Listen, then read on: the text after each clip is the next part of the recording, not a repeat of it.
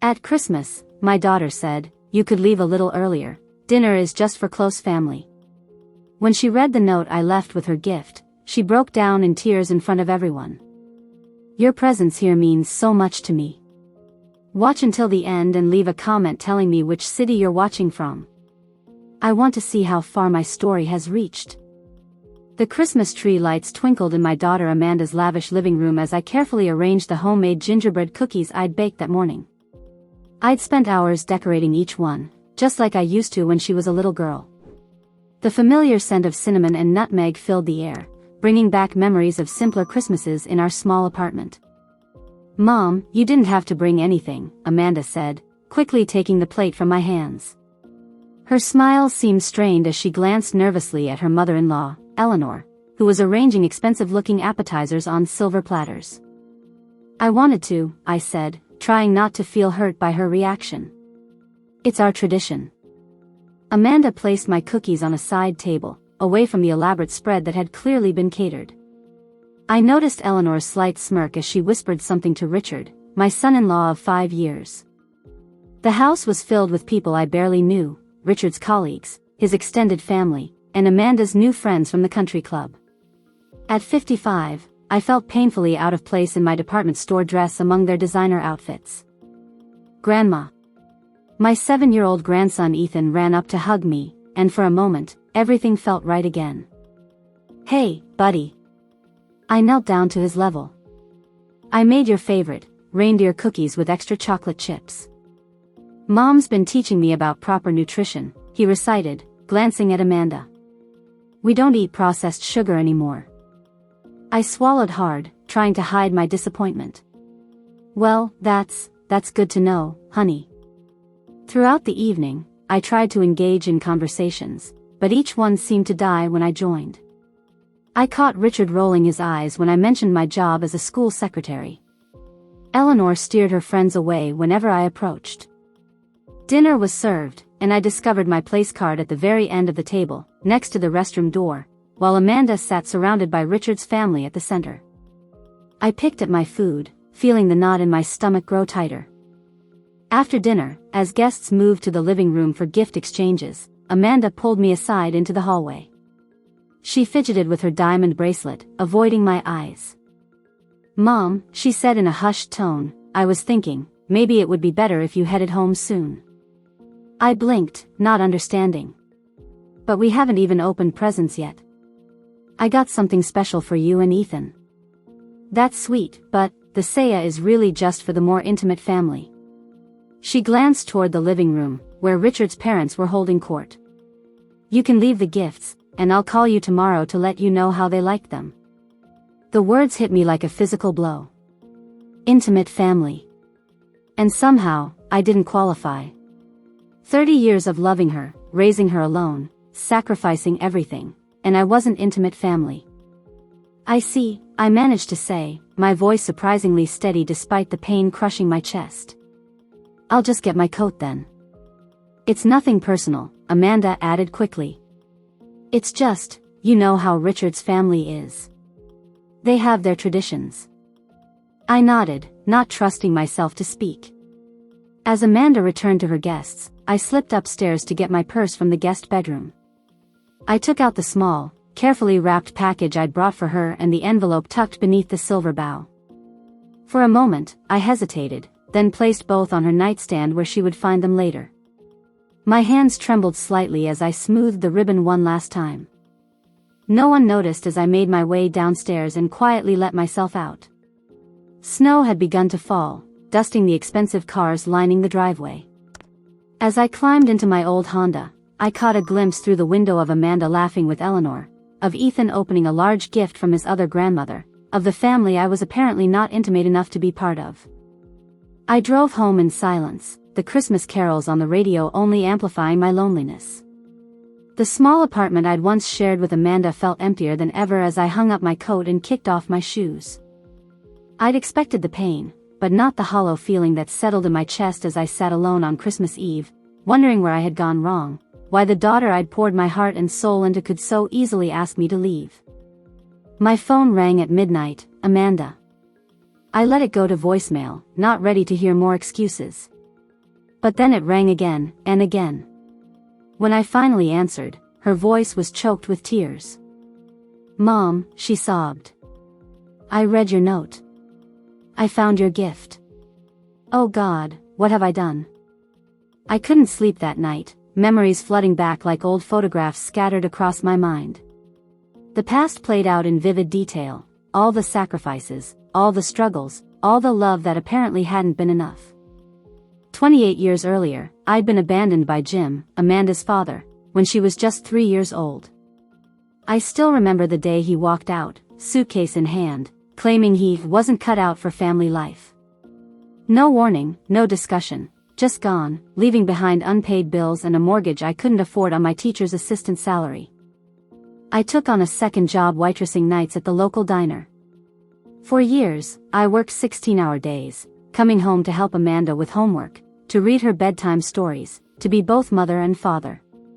My own mother watched her during my evening shifts, but I made sure to be there every morning when she woke up, every night to tuck her in. "Why don't we live in a big house like Kimberly?" 8-year-old Amanda once asked, comparing our small 2-bedroom apartment to her friend's spacious home. "Because it's just you and me, sweetie," I'd explained. "But we have something better than a big house, we have each other." Back then, she nodded solemnly, wrapping her small arms around my neck. "I like it better with just us." When had that changed? When had I become someone to be ashamed of? The turning point, I realized as I stared at my ceiling that Christmas night, had been college. I'd scrimped and saved for years, putting away every extra penny toward Amanda's education. I'd wanted her to have choices I never had. She'd been accepted to Westmore University, a prestigious school with an even more prestigious price tag. I'd taken out a second mortgage on the small house I'd finally managed to buy, cashed in my modest retirement fund, and worked overtime to afford those tuition payments. It was at Westmore that Amanda met Richard Caldwell III, son of a banking executive, heir to a fortune I couldn't begin to comprehend. Their worlds couldn't have been more different, his of country clubs and European vacations, hers built on my overtime shifts and coupon cutting. But they fell in love, or so I believed. The first time I met his parents, at a restaurant that cost more than my weekly grocery budget, the disdain was palpable. Eleanor had looked me up and down, taking in my sensible shoes and department store dress with barely concealed disapproval. "And what does your husband do?" she'd asked, the first of many uncomfortable questions. "I'm not married," I'd replied simply. I raised Amanda on my own.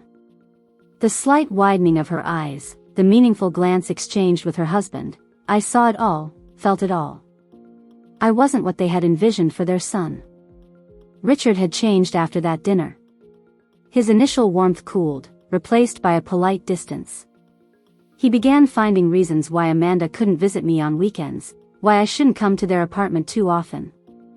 After their wedding, an extravagant affair where I felt like an outsider despite being mother of the bride, the distance grew.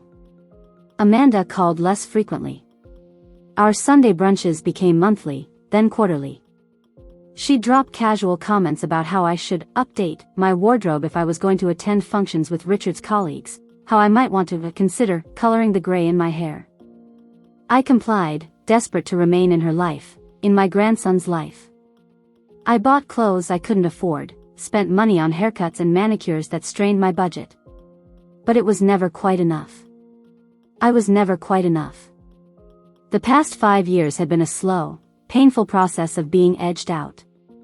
Amanda gradually adopted Eleanor's mannerisms, her taste, her judgmental head tilt. My simple, hard-working life became something she seemed embarrassed by, a chapter she wanted to close rather than the foundation that had given her every opportunity.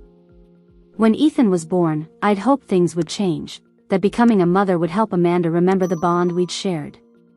Instead, Eleanor dominated, insisting on being called grandmother, while I was relegated to Grandma Marcia, as if I needed a qualifier. As dawn broke on Christmas morning, I finally understood the truth I'd been avoiding. I'd lost my daughter long before last night. She had chosen a world where appearances mattered more than authenticity, where the size of your house determined your worth more than the size of your heart. My phone buzzed again with another message from Amanda. She'd been calling and texting since midnight, when she must have found my gift, the deed to my house, signed over to her name. It was all I had to give, my only asset of value, but I'd hoped it would show her what truly mattered. The note had been simple: Amanda, this house represents every extra shift, every sacrifice, every dream I had for you. It's yours now, as my heart has always been. I hope someday you'll understand that family isn't measured by who sits at your table, but by who would give up their seat so you could have a place. All my love, Mom. I picked up the phone, finally ready to answer. Whatever came next, at least the truth was now out in the open. I answered Amanda's call on the third ring.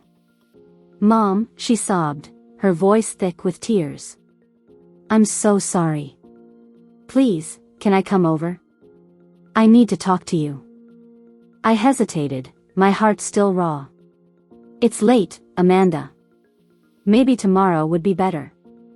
Please, she begged. I can't wait until tomorrow. I made a terrible mistake. An hour later, there was a knock at my door. Amanda stood in the hallway, snowflakes melting in her hair, mascara streaking down her cheeks. She looked younger somehow, vulnerable in a way I hadn't seen since she was a teenager. I can't believe what I did to you, she said, her voice breaking as she stepped inside. I can't believe what I've become. We sat at my small kitchen table, the same one where I'd helped her with homework for years.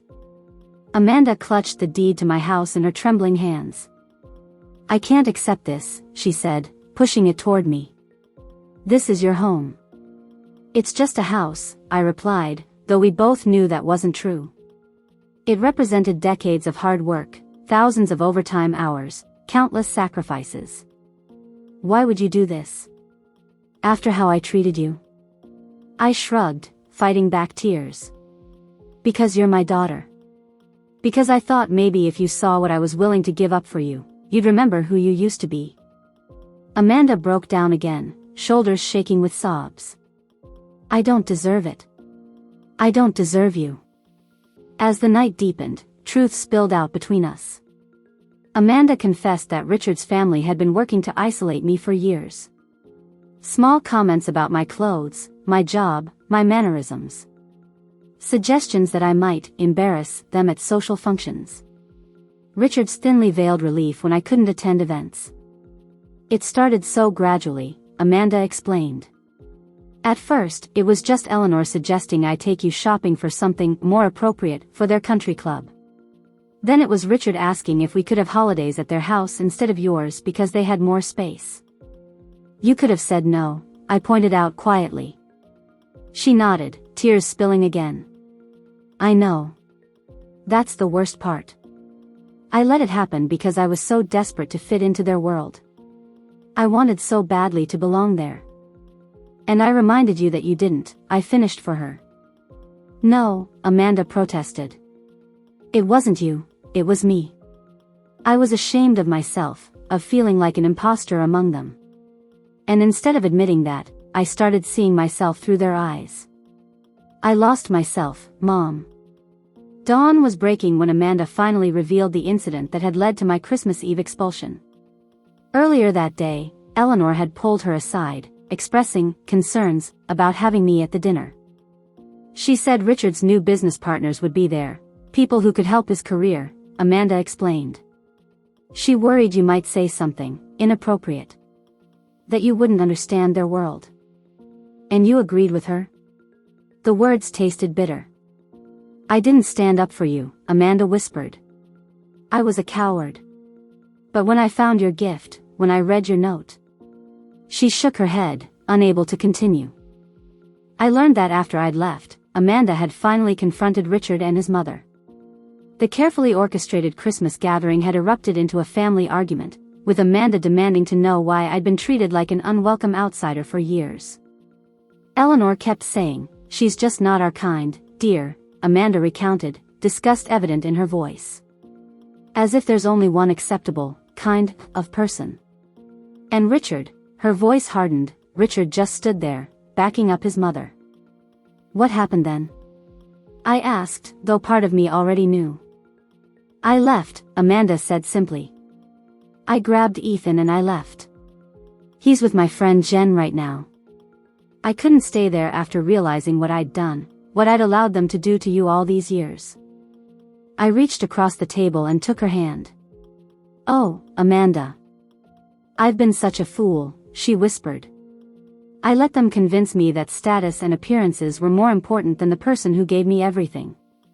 I betrayed the one person who never betrayed me." Outside, the snow continued to fall, covering the world in clean, forgiving white. We sat in silence for a long moment, years of hurt and misunderstanding hanging between us. "The deed," Amanda said finally.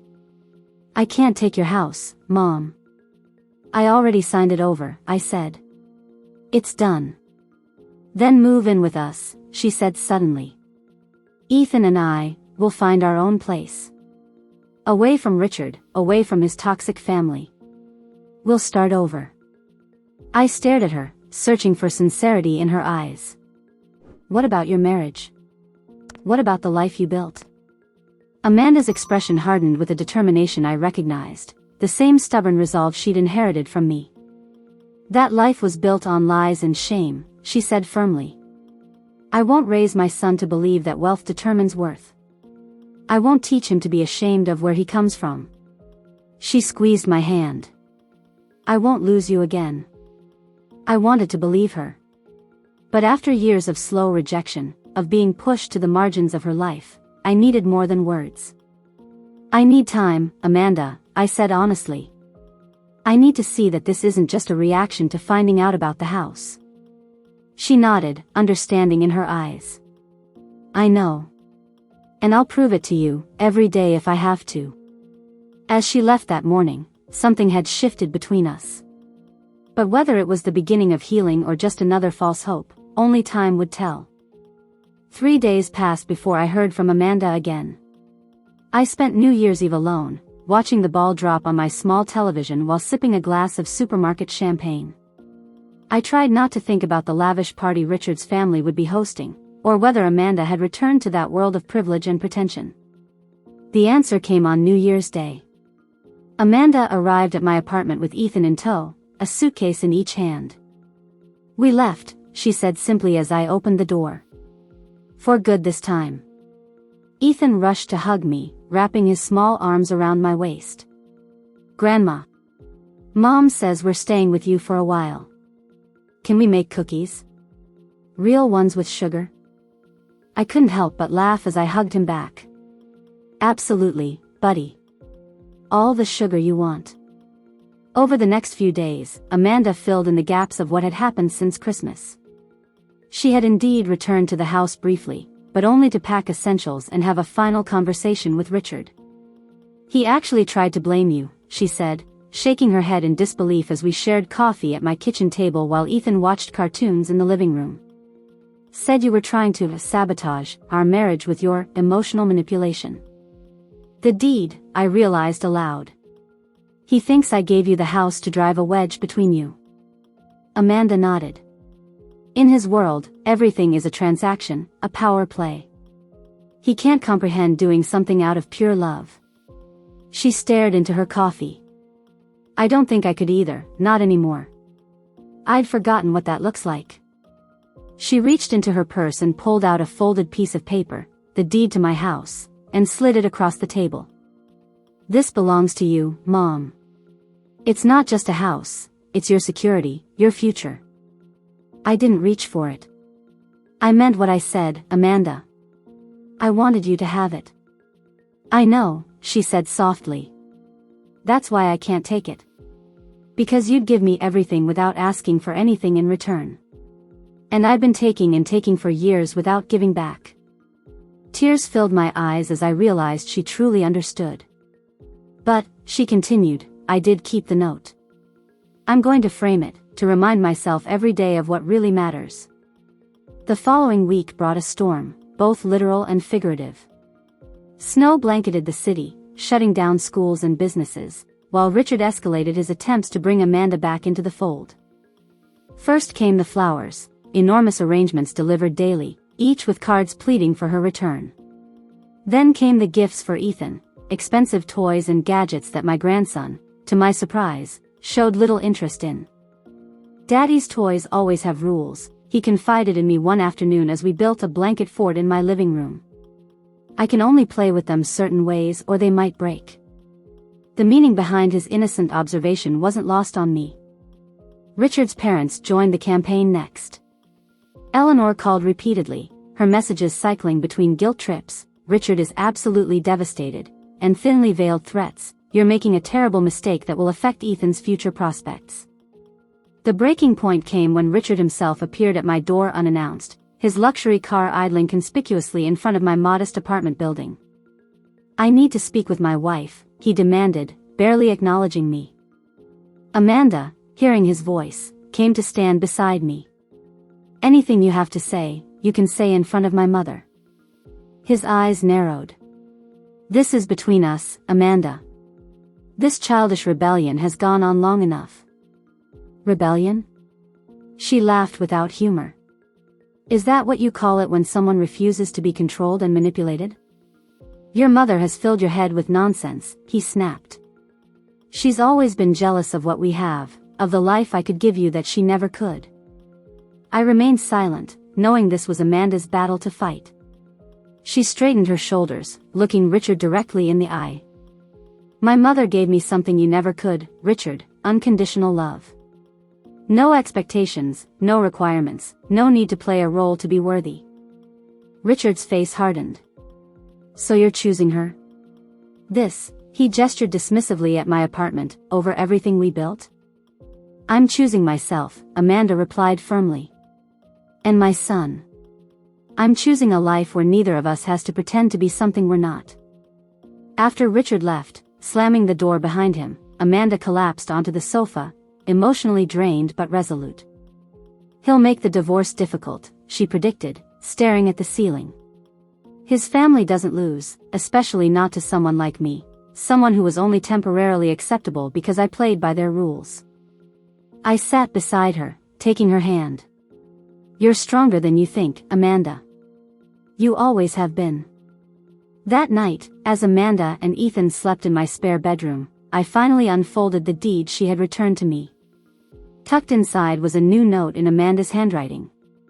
"Mom, I now understand what you tried to teach me all along, that true wealth isn't measured in dollars or status, but in how much love you're willing to give without expecting anything in return.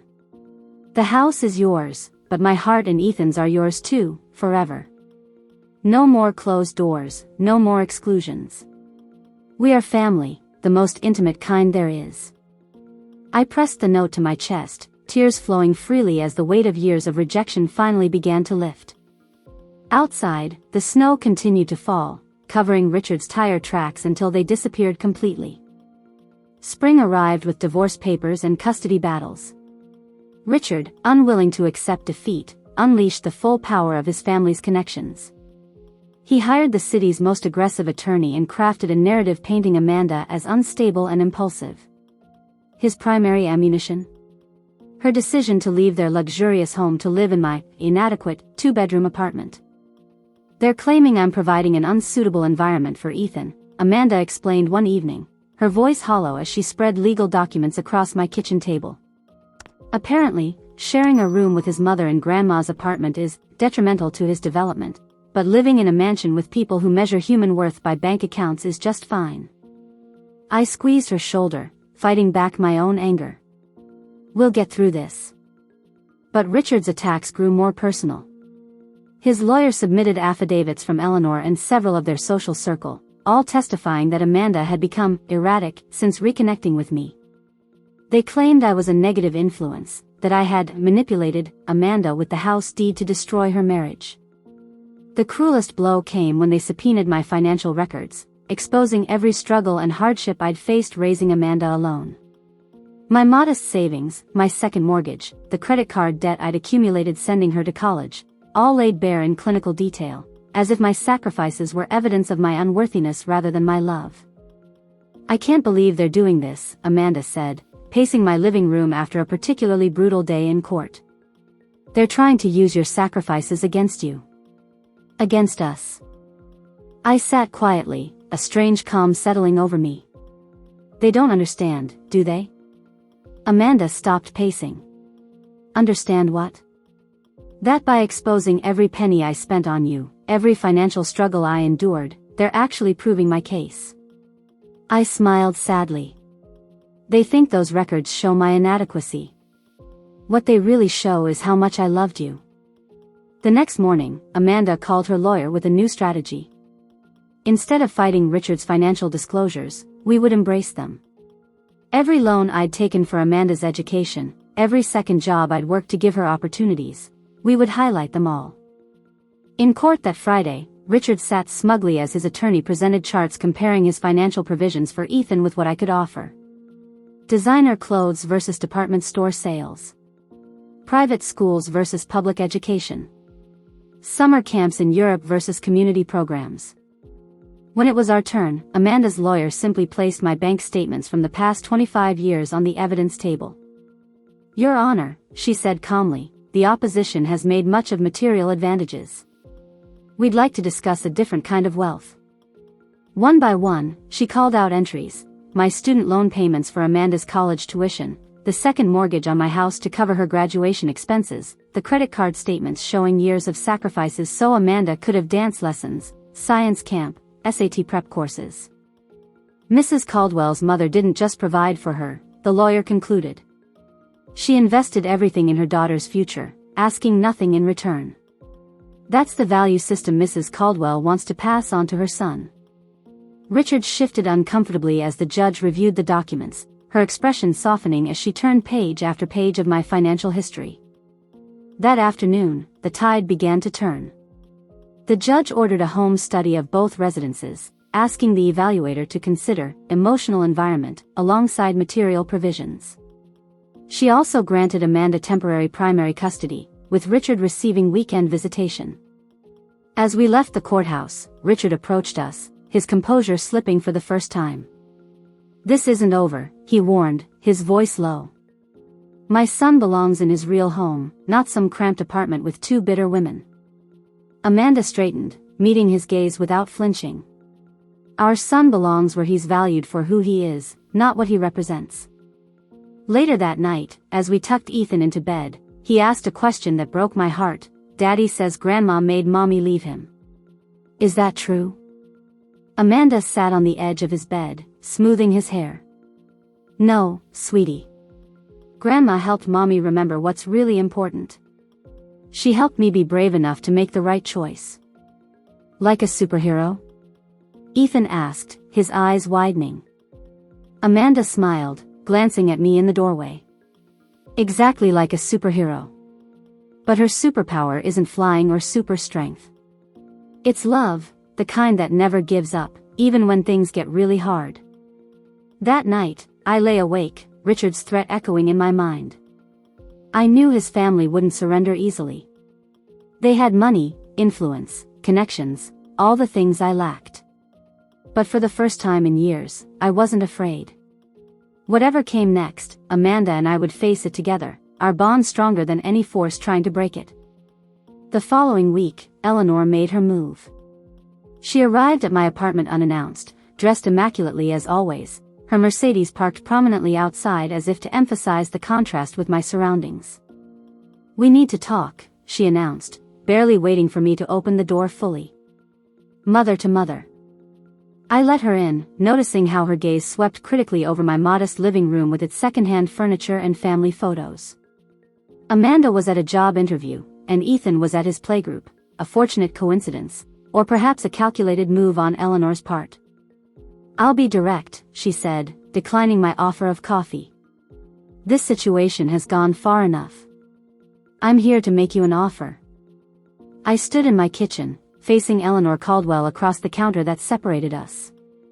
Her perfect posture and practiced smile couldn't hide the calculation in her eyes. An offer, I repeated, keeping my voice neutral. What kind of offer? Eleanor opened her designer handbag and removed a folded document, sliding it across the counter toward me. A generous one, she replied. $200,000. Cash. Tax-free. She paused, watching my reaction. In exchange for stepping back and encouraging Amanda to reconcile with Richard. I didn't touch the paper.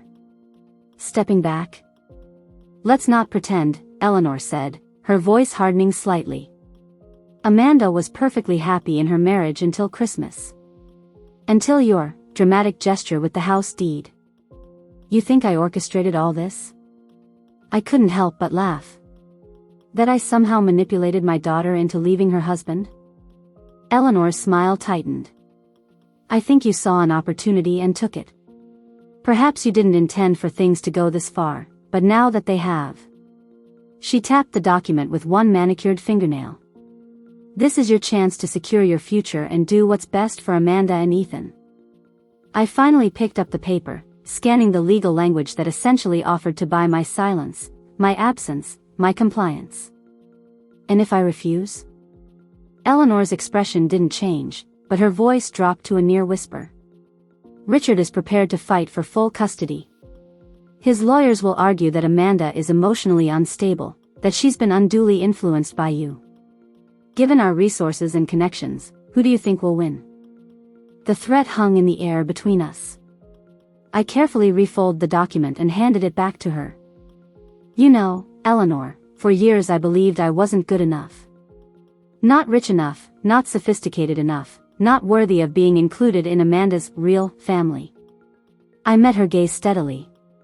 But I understand now. You've never seen Amanda as family either. She was just an accessory for your son, someone to mold into the perfect Caldwell wife. Eleanor's composure slipped momentarily, her eyes flashing with anger. How dare you? No, how dare you, I interrupted, surprising us both with my firmness. How dare you come into my home and try to buy me off? How dare you threaten my daughter and grandson? How dare you pretend this is about what's best for them when it's only ever been about appearances and control? I moved toward the door, signaling our conversation was over. Keep your money, Eleanor. Amanda and Ethan aren't for sale, and neither am I. Eleanor didn't move immediately. She studied me with new eyes, perhaps seeing me clearly for the first time. You've made a powerful enemy today, Marcia. I made that enemy the day my daughter married your son, I replied calmly. The difference is, now I'm no longer afraid to fight back. After she left, I sat down, my hands trembling from the confrontation. I knew Eleanor wouldn't give up, that the Caldwells would escalate their tactics. But something had shifted inside me, a lifetime of feeling inadequate had finally given way to a quiet, unshakable certainty that I was exactly the mother Amanda needed. When Amanda returned from her interview, flushed with excitement about a potential job at a local community center, I told her about Eleanor's visit. $200,000, she repeated, shaking her head in disbelief. That's what they think it would take to buy you off? Apparently, I said with a wry smile. I'm not sure whether to be insulted or flattered by the amount. Amanda laughed, then grew serious. They'll keep coming, Mom. They won't stop until they get what they want. I know, I agreed. But neither will we. The final showdown came a month later, during the custody hearing. Richard's lawyers presented their case first, painting a picture of a distraught husband blindsided by his wife's sudden departure, a father concerned about his son's well-being in a diminished living situation. Eleanor testified about Amanda's disturbing personality changes since reconnecting with me. Richard's lawyer presented the court with photos of their spacious home, Ethan's elaborate playroom, the private school he'd been enrolled in. When our turn came, Amanda took the stand. Her voice was clear and unwavering as she described the years of subtle manipulation, the gradual erosion of her identity, the constant pressure to cut ties with her past, with me. The final straw was Christmas, she explained. When I was told to ask my own mother to leave early because she wasn't intimate family. In that moment, I saw what I'd become, what I was teaching my son to become.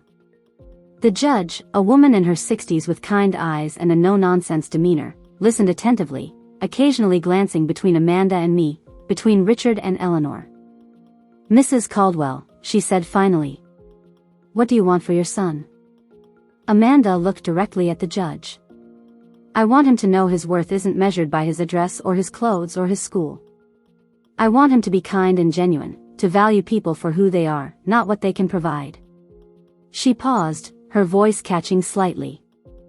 I want him to know the kind of love my mother taught me, love without conditions, without expectations, without an agenda.